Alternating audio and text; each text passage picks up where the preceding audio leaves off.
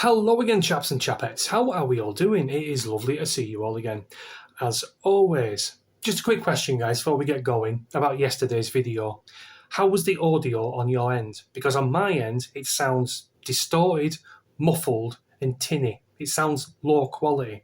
I don't know whether it's my microphone or whether it's the speaker on my phone. I'm not too sure. So can you just let me know in comments how the audio was on yesterday's video? I'd very much appreciate it. Because it is on my end and it is on my microphone.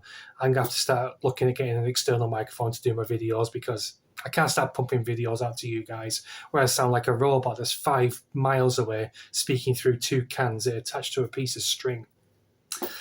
So, the subject at hand today, guys, I want to bring to your attention the sad passing of one of our D-Day veterans who died, sadly, on Sunday, aged 104.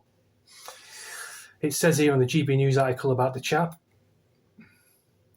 a D-Day veteran who assisted in the liberation of a Bergen-Belsen concentration camp has died aged 104. Now that is the true success story. Not like yesterday's video with them cricketers who forced themselves on a woman being a success story for refugees. These are the real success stories. These are the stalwarts that this country was built on.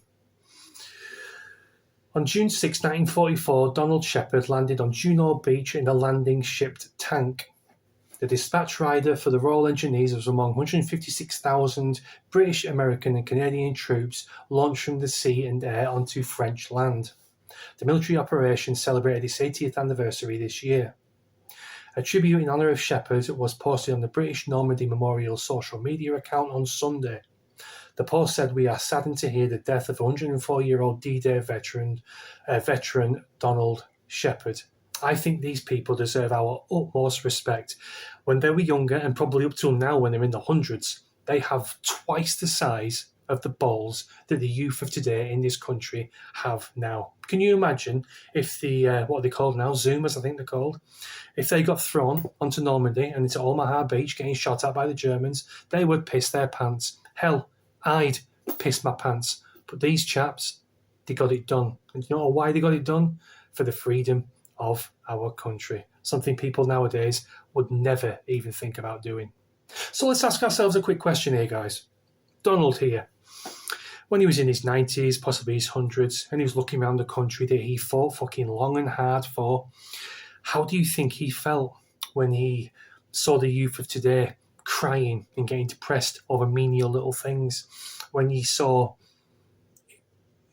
invaders on a daily basis coming across on boats that are fashioned together with blue tack and sellotape, when even Hitler knew it would be a fucking suicide mission to even contemplate invading us by the sea, when we had our empire, when we were a superpower of the world, when we actually meant something to the rest of the world, when we were not feared, but someone not to piss about with.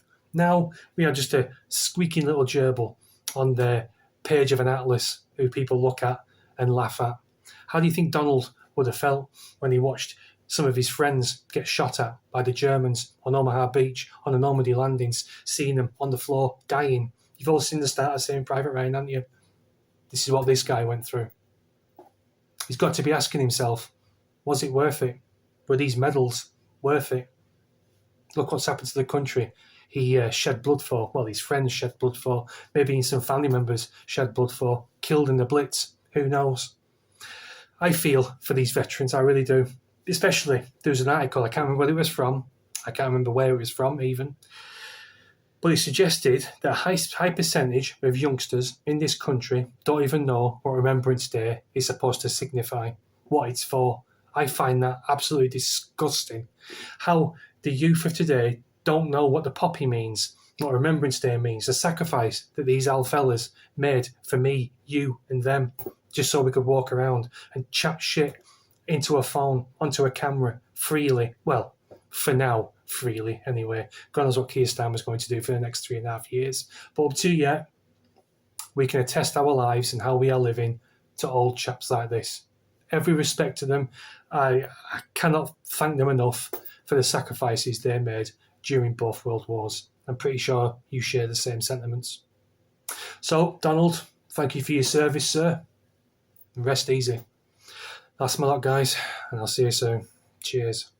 What a shithole.